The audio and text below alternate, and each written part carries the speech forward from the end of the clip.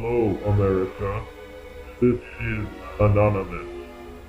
A lot of people recognize me as the voice of revolution, but they are not aware that I am also an amateur comedian.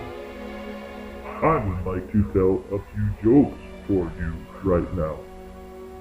The first joke is really more of an impression. It is of Marilyn Monroe singing Happy Birthday to John F.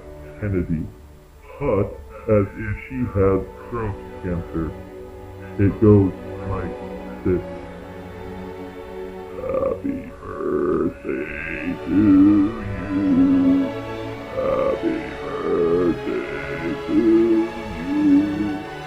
Happy birthday, Mr. President. Happy birthday to you.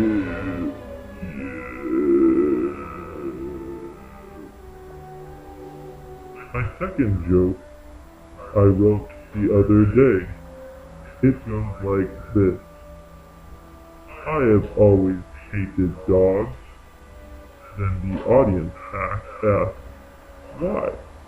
Why do you hate dogs?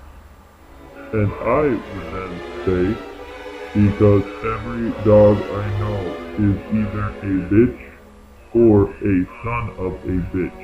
Ha, ha, ha.